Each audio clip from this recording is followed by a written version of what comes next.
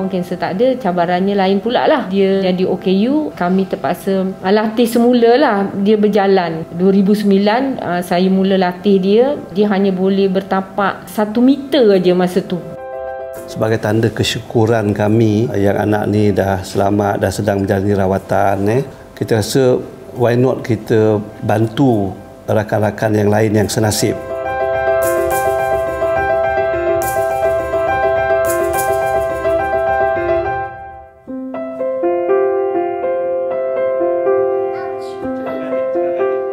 Memiliki cahaya mata yang sempurna sifat serta comel adalah impian semua pasangan yang bergelar suami isteri.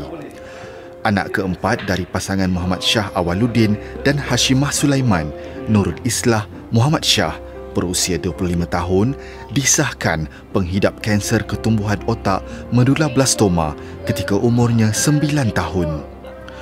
Bagai tsunami melanda kehidupan yang lazimnya normal, sebagaimana keluarga lain, kehadiran kanser menjadi titik permulaan kepada perjalanan luar biasa Nurul Islah dan bapanya Muhammad Shah. Masa tu umur dia baru 9 tahun, darjah 3. Dia balik rumah, dia cerita balik di sekolah, dia cerita kadang-kadang dia ada macam masalah penglihatan, mata dia kabur untuk tengok whiteboard kat depan. Dan dia pun juga dah mula sakit kepala lah pada masa tu. Ya, kami bawa dia pergi jumpa doktor mata. Ada 2 doktor mata kami bawa. Kemudian salah seorang daripada doktor mata tu beritahu mata tak ada masalah apa-apa pun. Dia kata dia suggest dia cadangkan bawa ke CT scan lah. Result CT scan tu kita orang bawa pergi jumpa doktor yang kita orang biasa. Dia dah nampak ada tumor dekat situ. Ya, kita orang kena pasti melalui doktor-doktor pakar tumor tu berada di cerebellum lebih kurang dalam 5 cm lah. Jadi tumor yang berada di cerebellum tu doktor cadangkan untuk operate lah. Walaupun Nurul Islah yang lebih mesra disapa Kak Cik selamat menjalani pembedahan, namun kesan rawatan secara fizikal dan psikologi terus menyelubungi keluarga ini. Selesai operation sebulan lepas tu dia menjalani rawatan radioterapi sebanyak 29 kali lah. Ya. Kemudian kemoterapi sebanyak 8 cycle selama hampir 2 tahun. Ya, 2007 sehingga 2009 lah rawatannya. Jadi kesan daripada semua rawatan tu dan kanser otaknya, dia menjadi OKU sehingga sekarang lah. Saya rasa stres saya masa tu memang level paling tinggi lah. Even masuk bawa kereta pun menangis kan. Selain bermasalah pergerakan kaki dan tangan, kesan rawatan kanser juga menyebabkan Kak Cik mengalami gangguan pada penglihatan, pendengaran serta pertuturan.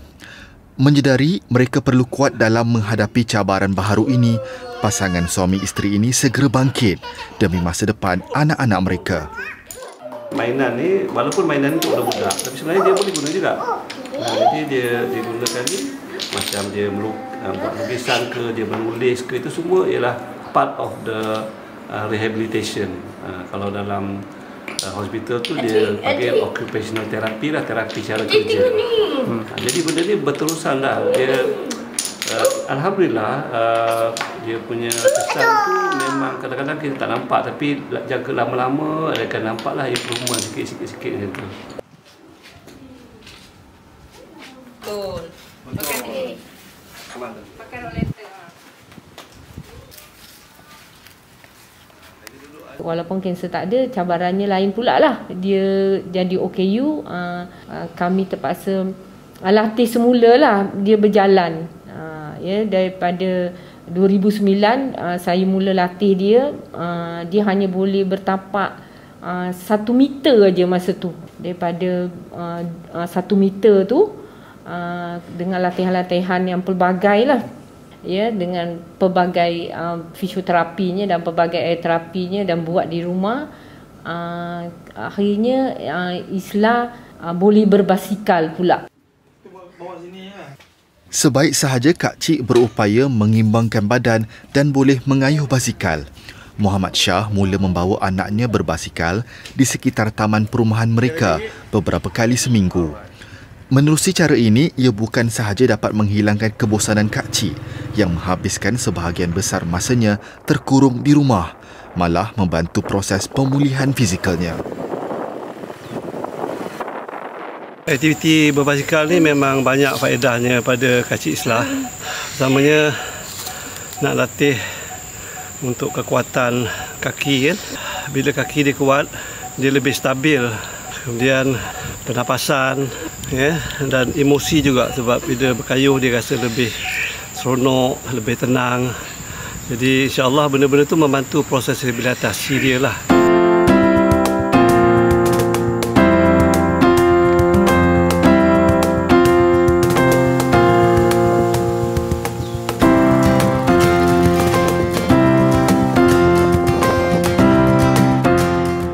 Bagi Muhammad Shah dan isteri, pengalaman berhadapan kanser Kak Cik mendedahkan mereka pada satu dunia baharu. Menyedari bilangan pesakit kanser kanak-kanak semakin meningkat, Muhammad Shah mencadangkan penubuhan satu pasukan sokongan bagi membantu ibu bapa yang senasib dengan mereka. Dari situlah tertubuhnya Cancer Associates and Kindred Network atau CAKNA, bertempat di Pusat Perubatan Universiti Kebangsaan Malaysia yang kini dikenali Hospital Chancellor Tuanku Mukhris. Sebagai tanda kesyukuran kami yang anak ni dah selamat, dah sedang menjalani rawatan dan juga menyedari bahawa penyakit kanser kanak-kanak ni sentiasa aja ada orang yang akan kena. Kita rasa why not kita bantu rakan-rakan yang lain yang senasib. Jadi saya ajak kawan-kawan yang beberapa orang ibu bapa yang sama senasib tu, kita kata kita buatlah satu grup informal, kita bagi sokongan moral, berkongsi pengalaman, pengetahuan dengan ibu bapa lain yang anak dia juga kena kanser. Di ward itulah. So bermula macam itulah sehingga tahun 2013 bila kita tengok kita dah mula buat operasi ni dan juga ada orang ahli keluarga, kawan-kawan bagi sumbangan, publik pun mula ada bagi sumbangan, kita pun daftarkan CAKNA ni. Zuriana Yahin, 54 tahun, antara yang menyertai CAKNA sejak ia diwujudkan. Seperti Kak Cik, anaknya Alisha Azmi juga penghidap medulablastoma. Dilahirkan normal, Alisha, 17 tahun, kini hilang upaya untuk berjalan selepas menjalani pembedahan. Dia juga terpaksa bergantung kepada alat bantuan pernafasan untuk menyalurkan oksigen yang cukup ke paru-parunya. Ini menyebabkan Alisha terpaksa menghabiskan sebahagian besar daripada masa remajanya di rumah. Persahabatan Alisha dan Kak Cik berputik ketika mereka menjalani rawatan di hospital yang sama. Kini, persahabatan mereka menjadi semakin erat. Demi sahabatnya, Kak Cik menanam azam untuk membantu. Kak Cik, kesianlah kat dia.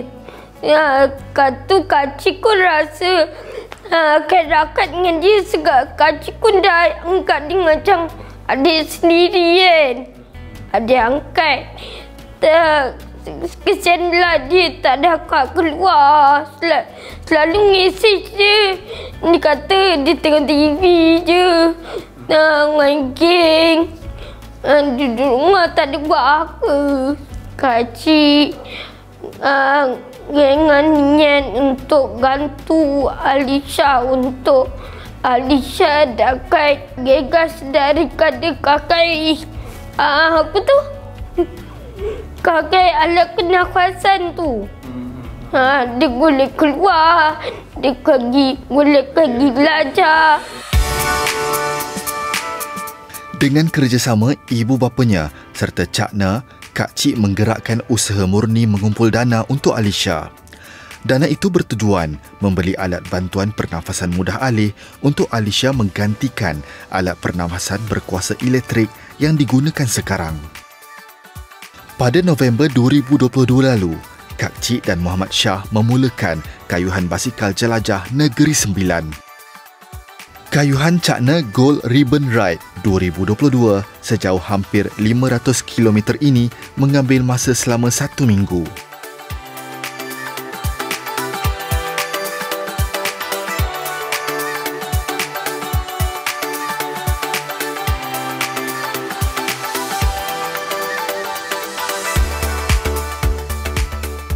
Kak Cik yang suka naik basikal. Rasa seronok juga.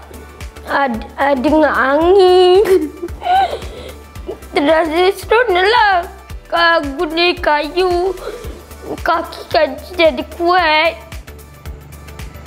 Menariknya, kayuhan jelajah Negeri Sembilan oleh Kak Cik dan Muhammad Shah ini turut mendapat sambutan dari penggemar aktiviti berbasikal di negeri berkenaan.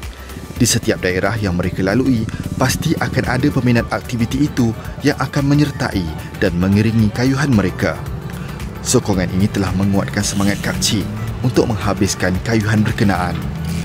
Difahamkan, hasil daripada kayuhan ini, mereka berjaya mengumpul dana sebanyak RM27,000.